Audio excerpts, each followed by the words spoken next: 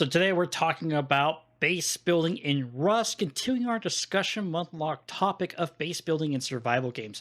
Dimension, what do you think about Rust overall? And you know what, before you answer that, what do you think about base building in survival games? Should it be a requirement or should it be kind of like, you do it if you want to?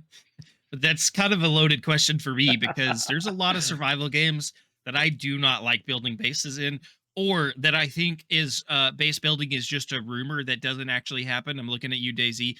That's something we'll talk about later. But some games give you incentives or even are very necessary for the base building, and some are just like, hey, do this if you want, experiment if you want, or don't be a nomad. And I like that about survival games, but I'm not sure Rust is one of the ones you have a choice on. Well, yeah, you're right. I don't think you have a choice in Rust. Daisy, you have a choice mostly. In Shrouded, I don't think you have as much of a choice as you think you do. I mean, you eventually do have to build some kind of a base. But you know what? We're talking about Rust today. Let's just go ahead and get straight back to it. If you want to do anything progressive in Rust, you kind of have to, or your friend has to. Like, if you're part of a team, one of you has to build a base, one of you has to maintain it, while the other one's got materials. You can't just run around and fight NPCs and stuff. I mean, you could, but I think it'd be really, really difficult.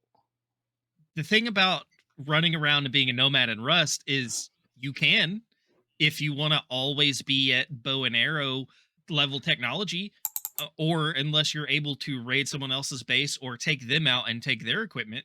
Because one of the things with the base building in Rust is the workbenches and expanding the tech tree. You can't do that unless you have a place for those workbenches, for those research tables, and you have to be near those in order to unlock certain things and even in order to craft certain things. I also like the fact that you bring up a team, because one of the things that I discovered really quickly this weekend while cramming Rust and building a base as fast as I could was that I don't have time to do anything else except for gather resources and build a base if it's just me trying to build and maintain that base, especially if I'm actually trying to upgrade it and keep it from wood and get it to, say sheet metal. I either need help or I just have to focus on base building. I have to say, I'm a little bit on the other side of how you're talking about if you don't build a base, you're only going to be stuck to bows and arrows. And I found guns on NPCs I've taken out. I found different types of traps and other things around the map that I can use. But I feel like that kind of playstyle is more of a once I run out of ammo, I'm tossing it. Or, I have to craft more wooden spears and bows and arrows until I get, a better gun or whatever. And you're right, I could take it from other players because Russ has definitely shown that even the Bambi person can take care of the heavily armored person if they get to jump on them. But overall, I think fully agree with you. If you truly wish to be self sufficient and progress in Rust, you have to have a base for that workbench, for that tech tree, which requires scrap, which requires you gathering the materials. And me and you must be playing Rust really bad because I've seen people on videos playing solo and they don't have a problem building bases and gathering scrap and progressing through tech trees. Like maybe we just don't know how to play Rust and base build properly. Well, we were talking about this the other day because I was telling you about my experience with building the base I was building this weekend in Rust and how it was different than when we've played before or when I've played on certain other servers. Because I started in a different biome. I discovered, for example, I discovered if you harvest cactus in the desert biome, you not only get cactus flesh that you can eat that helps you with your food and water, but you also get cloth from that. And I know one of the things that we struggled every time we decided to meet up, the first thing we did was try to find the hemp plant so we could make bedrolls so we could spawn together. Hmm. I never struggled to find cloth anymore once I found the desert and the cactuses or the cacti. And that's just like learning something new, playing in a different area and adjusting my play style.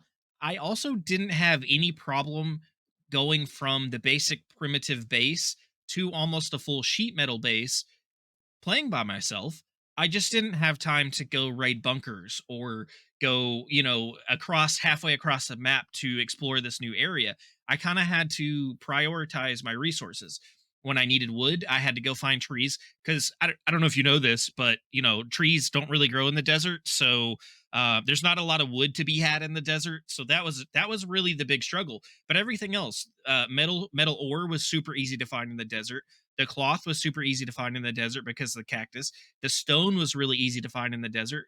All that stuff was there and available, but I still had to prioritize going to get that stuff and gather that stuff, especially keeping it in to keep my base maintained so that when I am away and it's decaying, I actually have enough time to go out and do these things or to log off and do something else and come back to a base that's still put together and a base that's not falling apart because I didn't gather enough materials.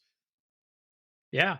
I mean, I totally understand that. And you're totally right. It does take quite a bit to build the base and then to maintain the base. But what I want to talk about is kind of like the templates we get for base building. How, like, it's kind of cool the customization we can make our bases. And honestly, base design actually is super important in Rust. Like, you have to make sure you're building bases in such a way that when somebody breaks a wall, they're kind of maybe breaking a wall to a dead end, or maybe there's a door they think is the way into your base, but really it's just a door to armored panel walls that they then are frustrated with. Or there's so many cool things, but the basic templates to place down the squares, the triangles, the slopes, all that kind of stuff is really cool. We have all of those options to make these unique bases to make it harder to raid. But then we have the upgrading systems, right? And I love the animation on the upgrades, but I also like how like it is in these stages and the tiers, and you can like make parts of your base look super weak, but the inside of your base be super strong. Like it can look like a bunch of sticks on the outside, but after they break for the first two walls, they're all like, oh crap, the entire inside of this base is an armored shell, you know? Wait, I'm not supposed to just build a square room? I thought that's what I was supposed to just. I thought I was just supposed to build a square room and have one door at the front that anybody could walk into. Dang it, Dimension. I know we're not playing The Sims, but design still matters in these games.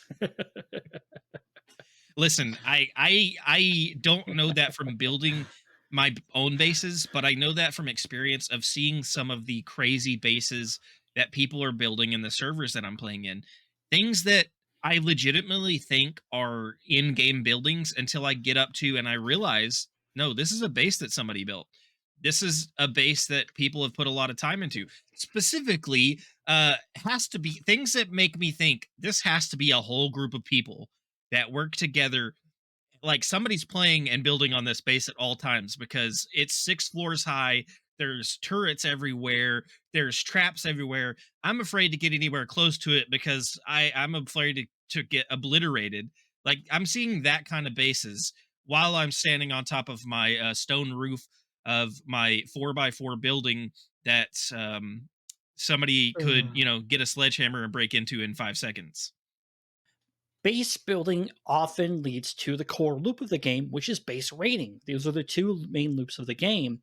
And if you don't progress in your tech tree, which again, you need to build a base to be able to do this, you won't be able to get to those, palisade wooden walls or the stone walls. You won't be able to get the turrets to defend yourself, like shotgun turrets, the flamer turrets. You won't get the heartbeat sensors. You won't be able to get the thing that sends a mobile notification to your phone telling you someone's inside your base and trying to raid it. Like, there are so many things locked behind building a base. And the fact that the base building is a core loop and the base running is a core loop just makes building your base all that more important. And I have to say, the base rating in this game is just as satisfying as building. Like, you can actually see the walls crumbling. Sometimes it can be frustrating. But when you've raided someone's entire base, based on the videos I've seen, it looks like they've had a lot of fun doing it.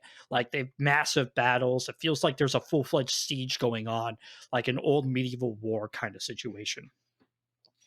It's really funny and interesting to listen to one of those base raids go off in the distance while you're trying to build your base and you're going, oh, I gotta really hurry because something bad's happening near me, and you can just hear bombs going off, machine gun fire. You can hear, and then all of a sudden a helicopter flies over and you don't know if that is if that's an NPC thing or if that's a player character flying around or what. And all you're over here just building with stone all over again. It's interesting. And then you have in-game chat where you can see these people talking to each other, like the different groups talking to each other about what just happened in the base raid. And it's crazy because, like you said, there is there's a level to it. There is a like well-equipped group that can come in and really easily blow through stone walls, wooden walls, and then you have things where you can have a relatively unequipped group sitting there trying to break through these metal walls and steel walls and raid these bases, and then you find out that's not even a real base. That's just a trap base that somebody put up to mow down Bambies. And then we've both run into instances where people have either not had enough materials to upkeep their base or not finish their base before they log off. And you can just walk in and raid their stash because they forgot to put a wall up, or they didn't lock the door, or they forgot to put the door up. Even the NPCs can try to raid a base, by the way. And that's where the cool SAM sites and those kind of things come into play. You can see it shooting down those attack helicopters the NPCs like to ride around. I'd be interested to see one of those jets we saw flying around the other day attack one of the bases. It'd be cool to see. I've never seen it before, but I would love to see it. But no, I mean, this is the beauty of the game. Like people can make all different kinds of bases against a base rating. And one of the last ones I'll mention is a guy was talking about as a Bambi, kind of a new player. You can even make your base look like it was already rated. So like people don't want to raid the base because it's hey, that's already been rated or whatever. He even suggested putting a sign on the wall and putting something that somebody would leave if they raided your base or something, just to push away people who raid you. You don't really think about protecting your progress, your work, your supplies, the materials you've gathered in a lot of survival games when it comes to base building. But Rust brings that to mind because of the raid system. You have to protect everything you've gathered. You have to protect all that work you've put in. You have to protect all of the random stuff that you found in these random loot boxes and these random spawns where you had to fight an enemy to find, so that you can use that later. Well, folks, thank you very much for joining us as we talked about Rust and how bases are king inside of it. Join me in thanking Dimension 119 and Red Falcon for always being part of the podcast and helping it going to top for now. See you in another dimension.